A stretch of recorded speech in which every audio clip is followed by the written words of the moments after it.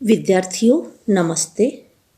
पिछली वीडियो में अपन सूरदास जी के भ्रमर गीत से चयनित कुछ पदों के विषय में पढ़ा। उसी क्रम में आगे आज इस वीडियो में पढ़ते हैं। तो देखो, अपन ने बिलग जानी मानो उद्धव प्यारे ये पद पढ़ लिया था। अब अपन पढ़ते हैं। आँखियाँ हरि दर्शन की भूखी, कैसे रहे रूप रस राची, ये बतियाँ सूनी रूखी। अवधि गनत इकटक मग जोवत, तब एती नहीं झूखी। अब इस जोग संदेशों उद्धो, अति अकुला न दुखी।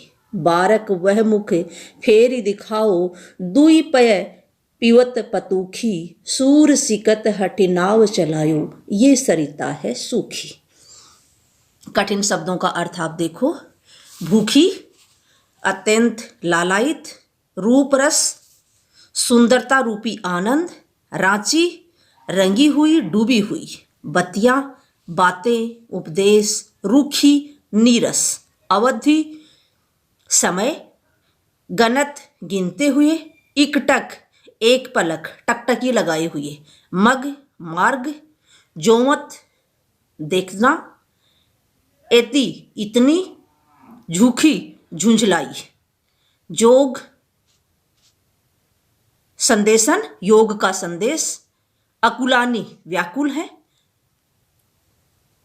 बारक एक बार, फेरी फिर से दोबारा,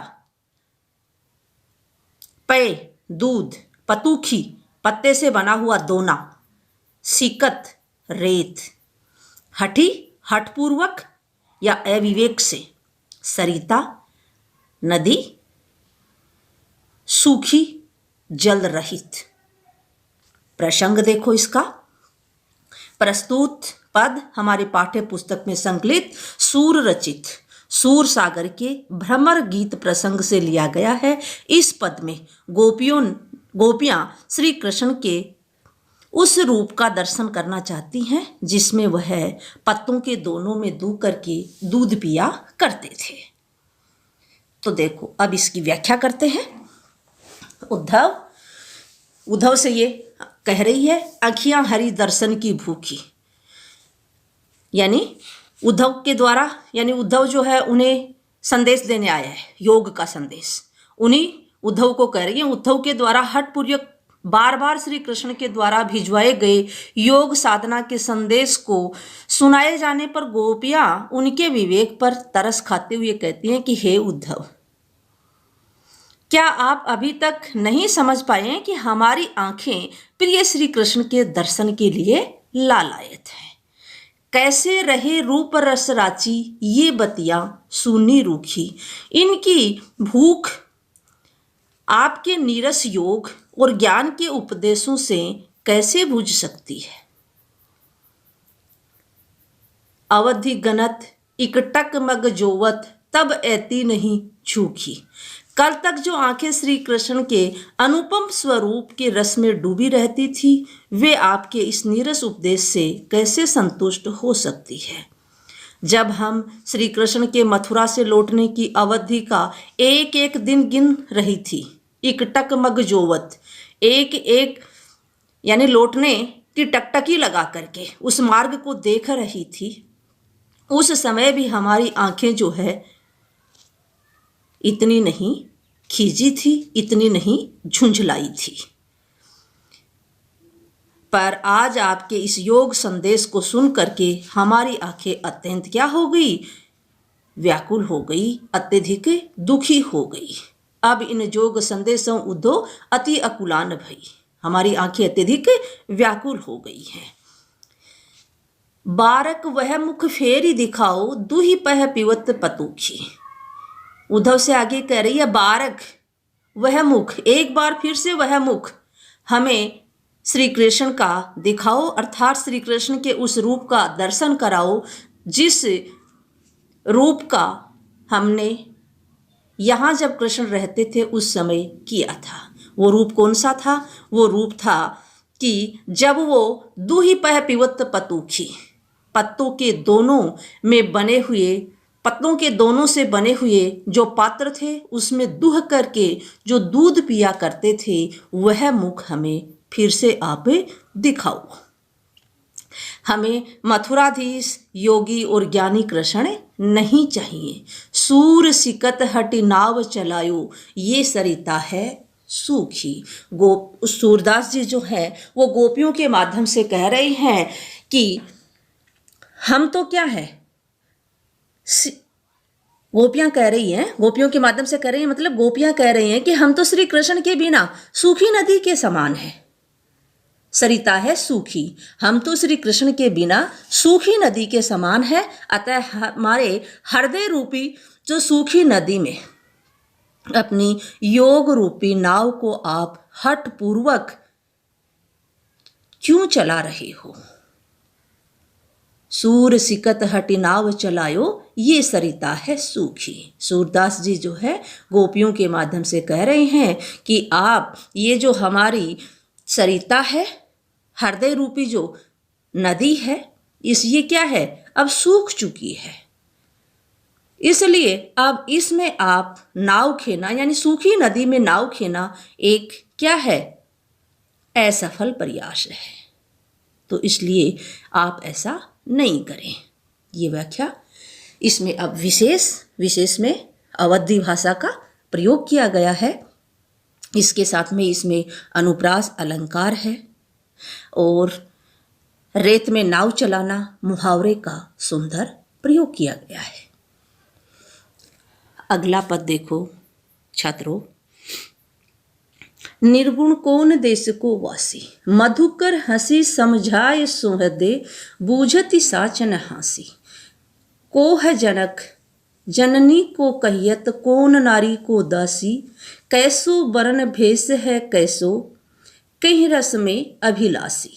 पावे गो सुनि कियो आपनु, जोरे कहे गो गासी। सुनत मौन हवे रहो ठग्यो सो, सूर सभे मति नासी। कठिन शब्द इसके देखो। निर्गुण गुण रहित निराकार ईश्वर को कहते हैं। बासी निवासी, मधुकर भोरा, सोहदे सौगंध दिलाकर, बूझती पूछती हैं, साच सच सत्य, हंसी हंसी मजाक, बरन रंग, भेष वेशभूषा, अभिलाषी चाहने वाला रुचि रखने वाला, गासी कपटपूर्ण बात झूठ, हवे होकर, ठग्योसो ठगा हुआ सा, मति बुद्धि, नासी नष्ट हो गई। प्रसंग प्रस्तुत पद हमारी पाठ्य पुस्तक में संकलित महाकवि सूरदास के द्वारा रचित भ्रमर गीत प्रसंग के पदों से लिया गया है। इस पद में गोपियां उद्धव से निर्गुण ब्रह्मा का परिचय पूछकर उनसे परिहास कर रही हैं, हंसी मजाक कर रही हैं। और क्या कह रही हैं देखो व्याख्या। निर्गुण कौन देश को वासी, यानी जब उद्धव वहां पर योग संदेश देने के लिए आते हैं तब गोपियां जो हैं वो उद्धव से कहती हैं कि बार बार निराकार ईश्वर की आराधना का उपदेश देने वाले उद्धव का मुंह बंद करने के लिए गोपियों ने उनसे निर्गुण का क्या किया, पूरा परिचय पूछ डाला और कहा उद्धव से, क्या कहा देखो, निर्गुण कौन देश को वासी, कि आप निर्गुण का जो बखान कर रहे हो, हमें सच सच आप बताओ कि ये निर्गुण कौन से देश का रहने वाला है, किस देश में निवास करता है। मधुकर हंसी समझाए सोहदे, पूछती बूझती सांच ने हासी। ही मधुकर, आप बुरा मत मानो, हमें हंसकर बताओ। हम सौगंध देती हैं कि हम क्या है, हंसी नहीं कर रही, सत्य में ये जानना चाहती हैं। बूझती सांच ने हासी, हम हंसी नहीं कर रही, सत्य में सचमुच में ये जानना चाहती हैं कि निर्गुण कौन है, क्या है, कहाँ का रहने वाला है आदि। को है जनक जननी को कहियत, कौन नारी को दासी। आगे गोपियां कहती है कि आप हमें बताओ इस निर्गुण का पिता कौन है, इसकी जननी कौन है, जन्म दे दात्री जो माँ है वो कौन है, इसकी पत्नी कौन है और इसकी दासी कौन है। कैसो बरन, इसका रंग कैसा है, पेश है कैसो, और इनकी वेशभूषा कैसी है। के रस में अभिलाषी, और ये आपका जो निर्गुण है बताओ कि उसे किस रस में रुचि है, कौन सा रस इसे प्रिय है। पावे गो पुनि कियो आपनो, जोरे कहे गो गासी। अगर आपने हमसे छल किया, यानी आप ध्यान रखना, कहे गो गासी कि आप ध्यान रखना कि मुझसे झूठ बोला, कपटपूर्ण बातें कही, तो आप अपना फल स्वयं भोगोगे। पावे गो पुनि कियो आपनो, जोरे कहे गो गासी, कि अगर आपने झूठ कहा, गासी होता है झूठ, कपटपूर्ण बात कही, तो आप अपनी करनी स्वयं भोगोगे। सुनत मौन हवे रहो ठग्यो, सो सूर सबे मथी नासी। सूरदास जी कहते हैं गोपियों के माध्यम से कि इस प्रकार के प्रश्नों को सुन करके सूर जो उद्धव हैं वो क्या हैं, सुनत मौन हवे रहो ठग्यो सो सूर सबे मति नासी। वह एकदम से मौन हो जाता है और इस प्रकार से मौन हो जाता है कि जैसे उसकी बुद्धि जो है वो नष्ट हो गई है और वह कुछ नहीं बोल पाता है, ठगा सा रह जाता है, कोई उत्तर नहीं दे पाता है। अब देखो इसके विशेष व्याख्या का, विशेष में वही है, अवधी भाषा का प्रयोग किया गया है, साहित्यक अवधी भाषा का प्रयोग किया गया है। इसमें पद में अनुप्रास अलंकार है। सॉरी बच्चों, अवधी भाषा नहीं है भाई, ब्रज भाषा है। ब्रज भाषा का प्रयोग किया है कवि ने, तो ब्रज भाषा का प्रयोग किया गया है। और इसमें पहले वाले भी मैंने ब्रज अवधी बता दिया था, वहां भी आप क्या कर लेना, यानी सूरदास की भाषा ही ब्रज है, तुलसीदास जी की भाषा जो है वो अवधी है। तुलसीदास जी ने अवधी और ब्रज दोनों में लिखा है। सूरदास जी की भाषा जो है वो क्या है, ब्रज है। तो ब्रज भाषा का, शुद्ध साहित्यक ब्रज भाषा का प्रयोग किया गया है, अनुप्रास अलंकार है, तथा गोपियों के जो प्रश्न हैं वह बहुत ही व्यंग्यपूर्ण और परिहासात्मक हैं और रोचक हैं। आगे देखो विद्यार्थियों, अगली व्याख्या। बिन गोपाल बैरिन भय कुंजे, तब ये लता लगती अति शीतल, अब भई विषम ज्वाल की पुंजे।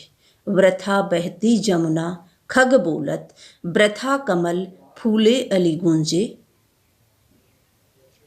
पवन पानी घनश्यार सजीवनी, दधि सुत किरण भानु भय भुंजे। ए उद्धो कयो माधव सो, विरह कदन करी मारत लुंजे। सूरदास प्रभु को मग जोवत, अखियां भई बरन जो गूंजे। शब्दार्थ देखो तो शब्दार्थ में बैरिन शत्रु, कुंजे वृक्षों का समूह है, विषम भयंकर, ज्वाल अग्नि, पुंजे समूह है, वृथा व्यर्थ, खग पक्षी, अली भोरा, गुंजे गुंजार करना, घनसार कपूर, संजीवनी बादल, दधिसुत चंद्रमा, भानु सूर्य, भुंजे जला रही है, भून रही है, माधव श्री कृष्ण के लिए आया है, कदन करी मारकर घोर कष्ट देना, लुंजे असक्त, मग मार्ग, जोवत देखते हुए, बरन वरण रंग, गुंजे गुंजा या रत्ती। अब इसका प्रसंग देखो, व्याख्या करेंगे अपन। तो सबसे पहले प्रसंग में यह पद हमारी पाठ्य पुस्तक में संकलित कवि सूरदास द्वारा रचित पदों से लिया गया है। गोपियां श्री कृष्ण के विरह में दुखी होकर उद्धव को बता रही हैं कि सारी सुखदायी जो वस्तुएं थी प्रकृति की, अब वो सब कष्ट देने वाली लग रही हैं। अब व्याख्या करते हैं अपन। तो देखो, गोपियां उद्धव से कहती हैं कि हे उद्धव, देखो, बिनु गोपाल बैरिन भई कुंजे, क्या कह रही है कि हे उद्धव, आप क्या जाने कि कृष्ण के वियोग में हमारा जीवन कितना कष्टमय हो गया है। आज श्री कृष्ण के पास न होने से ब्रज के वनों के जो कुंज थे, मतलब लताओं का समूह है, वृक्षों का जो समूह है था, वो हमारे प्रिय कृष्ण के साथ विहार जब हमने किया था उस समय क्या थे, वो अच्छे लगने वाले थे। लेकिन आज क्या है, वो शत्रु के समान हमें अप्रिय और कष्टदायी लगने लगे हैं। बैरिन भय कुंजे, पहले क्या थे, वो अच्छे लगते थे, लेकिन आज क्या हो गए, कष्टदायी लगने लगे हैं, बैरी के समान हो गए हैं, शत्रु के समान हो गए हैं। तब ये लता लगती अति शीतल, अब भई विषम ज्वाल की पूंजे। जो लताएं तब कब, जब कृष्ण यहाँ पर थे, उस समय तन और मन को शीतलता प्रदान करती थी, तब ये लता लगती अति शीतल, शीतलता प्रदान करती थी। अब भाई विषम ज्वाल की पूंजे, अब ये भयंकर अग्नि के समूह के समान जला देने वाली लग रही है। वृथा बहती जमुना खग बोलत, वृथा कमल फूले अली गुंजे। कल कल शब्द से बहती हुई यमुना, कलरव करते पक्षी, कमल पुष्पों का खिलना और पुष्पों पर भौरों की गुंजार, ये सारे दृश्य हमें व्यर्थ प्रतीत हो रही है।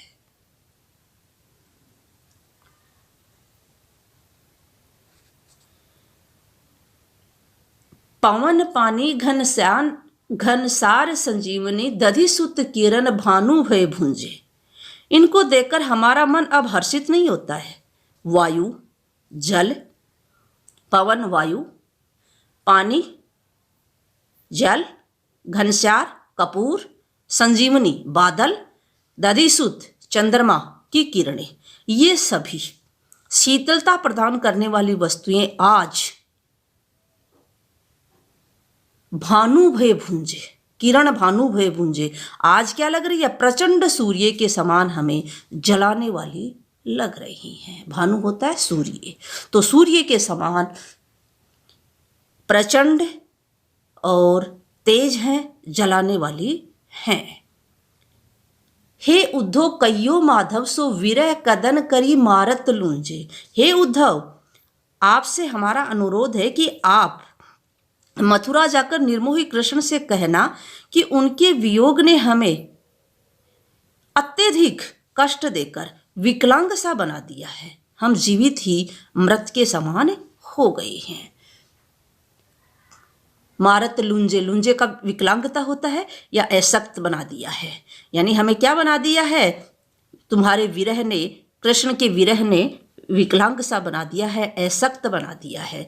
सूरदास प्रभु को मगजोवत, अखियां भरी भई बरन जू गूंजे। उन्होंने बताया कि उनके आगमन के पथ को देख करके, मार्ग को देखते हुए रहने से के कारण, मार्ग को देखते हुए रहने के कारण हमारी आंखें जो है गुंजा के समान लाल होकर के दुख रही हैं। विशेष जो है, विशेष में इसमें देखो साहित्यक ब्रज भाषा का प्रयोग कवि ने किया है। वियोग श्रृंगार रस यहाँ पर है इसकी।